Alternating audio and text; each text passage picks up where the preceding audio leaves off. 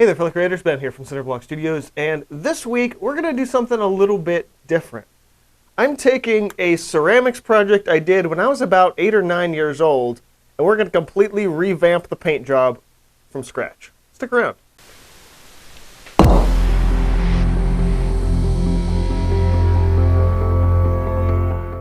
So childhood art projects are always really fun, and if you can manage to hold on to a few, and hold on to a few for yourself and not just things you're not allowed to touch anymore because it's a precious thing you did when you were a child that's probably living in your parents' house. Every now and then, if you have something of your own lying around that you can mess with again, that can be pretty interesting. So this is a little sort of dish, candy dish, what have you, from a place that no longer exists, but it was like this. It was like the ceramics barn, and I took this class when I was, elementary school age. And what you would do, there were all these, the clay, I didn't make the clay piece. In a ceramics class, usually you have a bunch of pieces that came out of a mold, different shapes, different decorative items, more functional items, what have you, and you pay a little bit of money for, for the molded piece itself, and then you get to clean it up with little knives and scrape off the excess from the mold. And then over the course of usually 2 or 3 sessions, you can paint it any way you like. And for this particular, glaze it, I should say. It's not paint, it's glaze, because you fire it, and then it's usually food safe, but not always. And so I painted this red with a blue stripe and green with a yellow stripe on it. And you can tell it's definitely something that a kid would do because the lines are very uneven. And then about 5 or 6 years ago, this fell off a table and broke. Broke into basically 3 or 4 pieces, which my mom was just going to throw it away. But I'm like, don't you dare, I can put that back together. I know how to use acrylic mediums, and I did. It's been I moved with this, it's been in my house ever since. But it's never really been the same, and even when I painted this, it never really was the same. I was, even as a kid, I was never super happy with this because of how uneven the lines were and everything like that, because I shaky hands then, I still do, but I know better now, and I think I can turn this into the project that I envisioned it was when I first made it. But before we do that, we have to fix it up a little bit and get it ready to have some new paint applied to it. So let's head to the table and get started. Okay, so now before I give you guys a top-down view of this thing, there is something I do have to fix before I even get to the painting process of this at all. So as I mentioned, this thing had broke, and as you can see, there are cracks running through here and through here. There's a big chip that I was never able to find on this side. And a couple of months back, I found that there was some hard candy I stuck in here, and it basically melted to the bottom of this. So I'm like, well, it's just sugar. Should be able to throw some water in it, and it'll dissolve. And while the candy did absolutely dissolve out, the water also leaked out, which means that this crack is not completely sealed. So I do want to start with that. Now, originally I just put this together with a little bit of some soft gel gloss. And while that would probably be ideal to finish off the sealing of this, I do want to give it something that I can see and maybe do a little bit more fill-in, especially with those chips. So for this today, I'm grabbing my joint compound for this. This is some Drydex lightweight, low dust joint compound. This probably isn't the best stuff to use for this. In fact, I was looking for some sort of an other glue or epoxy that I might have floating around the house. I don't. So I'm going to use this mostly for one reason, and this has a weird, unique property, this stuff, in that it's pink when it's wet, and it dries clear. So, or not clear, but white. So in using this, I'm just going to actually dip in my finger a little bit. So this way I will actually be able to see where the medium is, or the compound in this place, fill medium, let's say. And wherever I'm pushing that into those areas will be a lot more obvious. Yeah, so as you can see here, this crack is a lot less visible, but now where I'm putting the fill in, that stands out. That's exactly what I'm looking for. Okay, so I got this least up to speed of where I kind of wanted that to be. I got a little bit more fill-in medium in there. It's never going to be perfect ever again, but it's a lot closer than it was. So now we can actually get started essentially priming this surface. Like you would with any kind of project, any kind of painting project, you have to prime your surface first. And you might be thinking, it's already primed, right? It's a finished thing. It's like, well, we got to bring it to a point where new paint can be applied without it just scraping right off. Because this was a shiny, finishing, clear glaze, I can't just take sandpaper to this because that's not going to work. So, I'm grabbing my good old trusty GAC 200 for this. For unfamiliar with this product from Golden, what it does is says it promotes adhesion and film hardness. Essentially, what that means is it allows you to paint on smooth surfaces like glass or, in this case, finished ceramic. I'm going to get just a little bit of that. We're going to take over across the entire surface, inside and out. You know what? I probably don't have to touch the inside of this piece. I was thinking about that. I'm like, yeah, I might be able to get away with not doing that. But we'll see. It's just going to focus on the outside for today anyway. So I'm just going to take that and really thinly just rub that on the outside edge.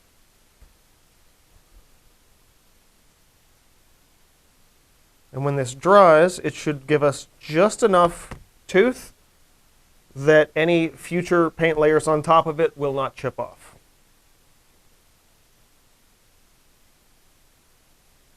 And also this coming over top of that joint compound in the cracks, that'll fill that in a little bit more as well and seal that surface up nicely. Yeah, I think I'm going to go ahead and not worry about coating the inside. I don't think it's going to be a huge issue. But I definitely want to be sure I'm coating as much of the outside layers as I can. It should be noted that in its current state, with the exception of the crack, it would be dishwasher safe. By the time I'm done painting it, it will not be. But I don't have a dishwasher, so that's not really an issue for me. Now, because we're going to be, again, working back with bright colors, trying to get it closer to what it was, but I still want to start from essentially a scratch point of this. So I'm actually going to hit this with a coat of white spray paint and completely rebuild the design from the ground up. You might think, do you really have to do that? Like, probably not. I might be able to get away with just, applying the paint on top of what's there, but I do want to get a much more even coat to everything and be sure that you cannot see that original design underneath. All right, so I've given this actually a couple hours to dry because I went to touch it and see if it was dry, and it came right off because it was still wet, as spray paint often is. I can still see a little bit of the underlying color, which is actually kind of a good thing. It's going to give me a little bit more of a guide. So from this point forward, I'm actually going to go ahead and give this a little bit of a light sanding. Nothing too crazy, just enough to add a little bit of a tooth to everything. More so than it might already have. And as I was spraying it, I gotta say, I was actually considering just doing everything in spray paint. But I do want to retain the original idea of having it be a brushed project, so I decided not to do that. Although it would make things a lot faster. Excuse me. Faster and easier had I done that. Also, there's some imperfections in here with the spray paint, even with me layering it on too thick and it dripping slightly, so the sanding also helps with that. Plus, this evens out any, again, imperfections that were there from the cracks. I did notice there were a few things in there that way. Okay, so that feels pretty good.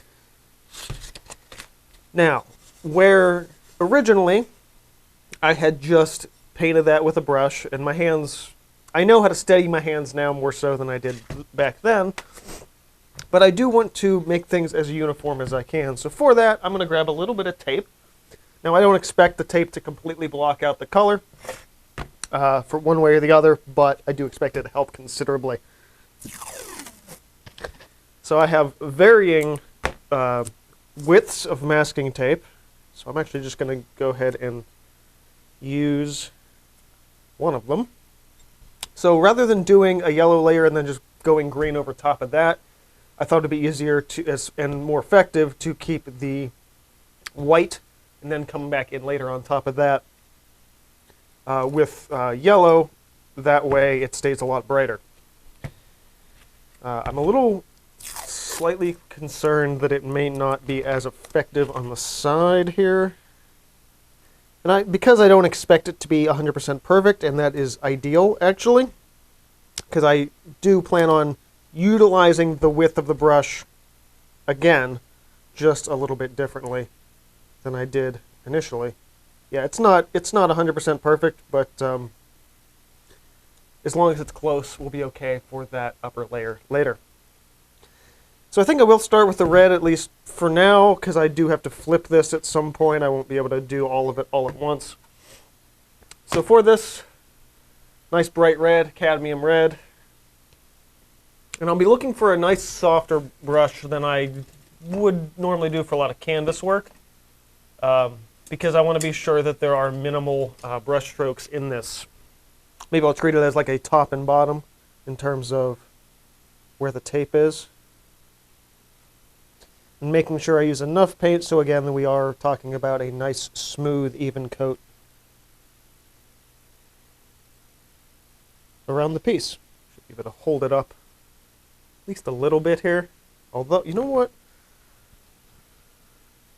Utilize some of my bottles and things around the studio. Let me find something else that could be tall enough. This'll work. Mason jar. That way. Yep, sits perfectly like that.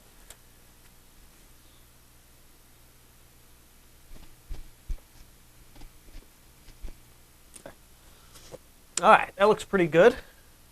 Now with any given, at least acrylic taping method, you want to pull that off when it's wet. If you wait till it dries, you might end up lifting and peeling that paint layer a little bit.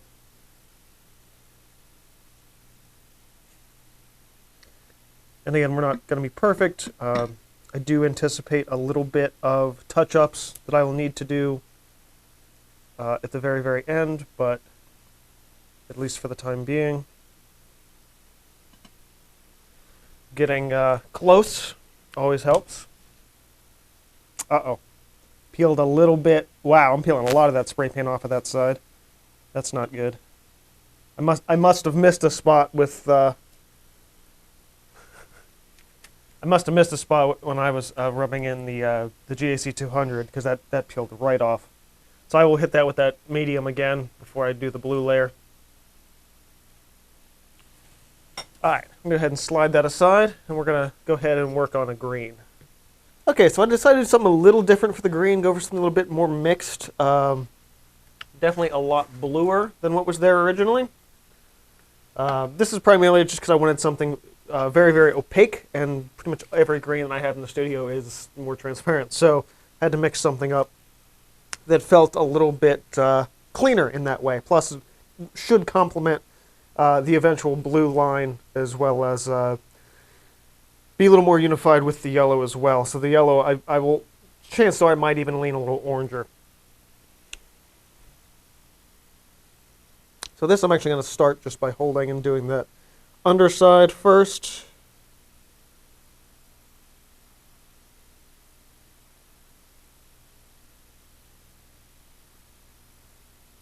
It is still leaning a little transparent. A little extra thicker paint will always help with that.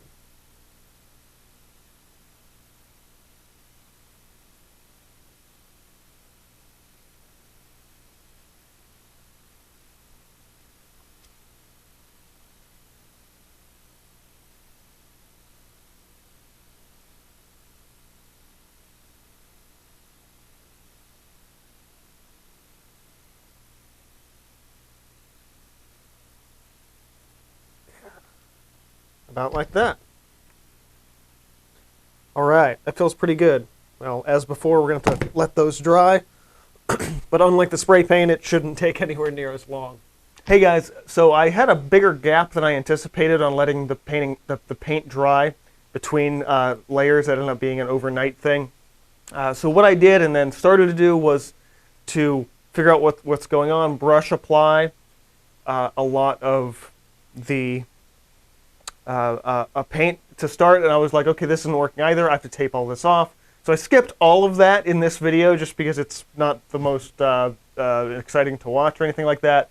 So we're just going to jump straight ahead after I've taped everything to where I'm putting those final colors on the piece.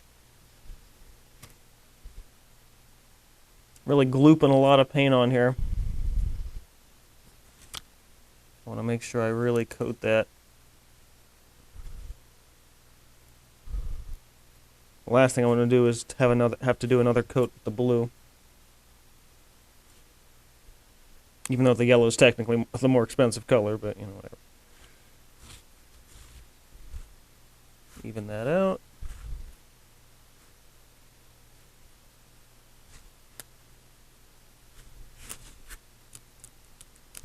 Still really light there. Okay. That should work. Now carefully. Oh yeah, it's 1,000 times better. And literally perfect. Look at that. When in doubt, use frog tape. Ooh. Although, when in doubt, fix your lines too. That is one I did not think I was going to miss. Just going to grab a liner real fast. That way I can get the edge up and ready and just match it up.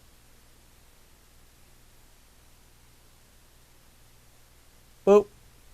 Immediately hidden. A little bit of a bulge here where I started initially, but that is totally acceptable. And that's, yeah, it's so perfect. It's so completely perfect now. And it is still, like, color-wise, almost identical to the original, which was the goal. Yeah. In fact, I tell you what, we are going to tape this one off as well. Let's come up a little further. Obviously, if I didn't let it dry overnight, I definitely couldn't do this, because I would have ripped that paint straight off of the ceramic. I have no idea how much I'm going to have to cut this video up to make it watchable. Alright, going to grab a little bit of white to brighten up the yellow and make it a little bit more opaque. That looks good. One notable exception, but I think that's the edge of the tape. Pull that back off.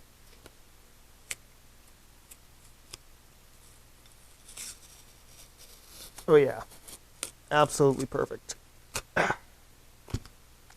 That line, that's what I'm looking for. Ooh, ooh, oh, shit. It happened. It shouldn't have happened, but it did.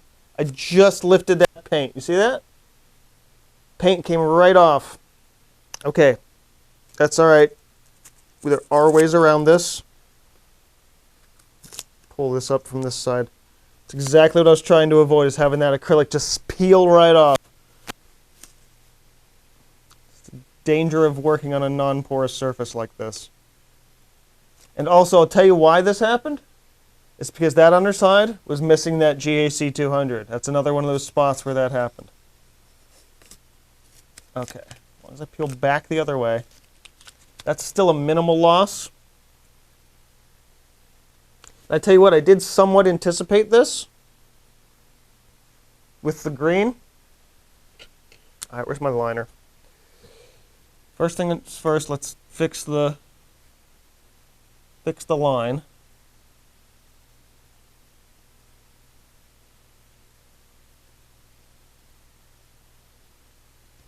Now, I kept a little bit of that green paint, and because we're still having that sticking to the glass issue, we put a little extra of the GAC 200 out. Mix that right with the paint.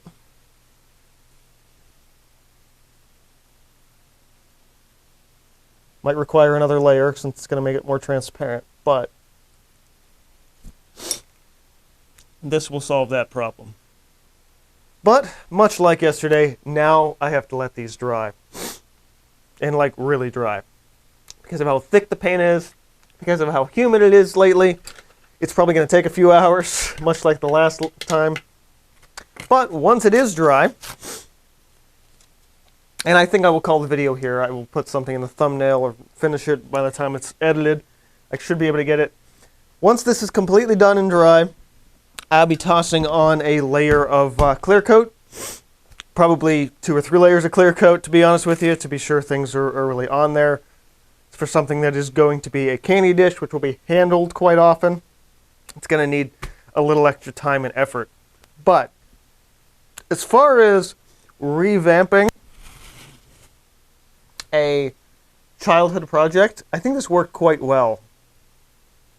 So that's it for this week. This was a little bit different of a project, not a sort of standard canvas painting or anything like that. But this is something that I've been wanting to do for a really long time, and it's actually the first of what will be a second project, though the second one will likely end up being a time-lapse. That project was actually this ceramic lizard that I painted as well when I was a kid. It's always been a nice little decorative piece, but much like the other one, it's kind of all over the place. This one, however, will get probably a few more coats of the GAC 200 before I get started, as well as a lot more detailed brushwork. So it wouldn't be something I could do over the course of about a day and a half. It would probably take me a couple of weeks to really get this up to snuff with where I'm thinking this project should be. But that was my test run anyway for the lizard project.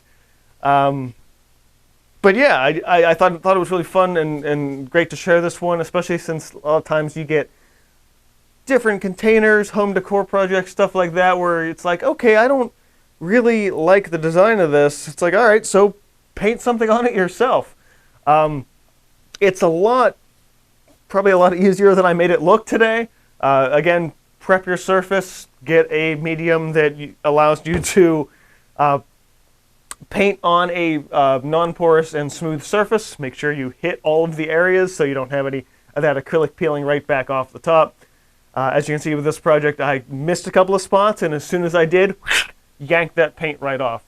So, really important to prep your surface with any project you're doing, but also to know your medium. And acrylics in particular, if you don't have a surface for that paint to latch onto, can very easily peel off if your surface isn't prepped.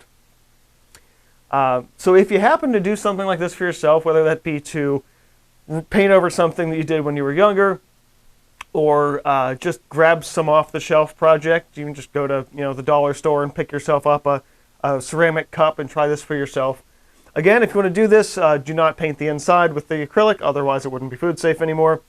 And 2, make sure that you're not washing them in the dishwasher. You're very gently hand washing any of these projects, because obviously any kind of a scrubby pad would rip the paint right off as well. Medium surface prep or not, stuff like this isn't designed to withstand that level of washing. So if you guys enjoyed this little project, go ahead and hit the like button. Let me know your thoughts and comments below. For more videos, I don't want to say like this, because this is so wildly different, but if you want to see me paint some other things that are not three-dimensional objects, get subscribed if you're not already. Check me out in socials in the description box below, including the community Discord, and sign up for the newsletter on my website. Thanks guys for watching, and this has been Cinder Studios reminding you to keep on creating, and I will see you guys next time.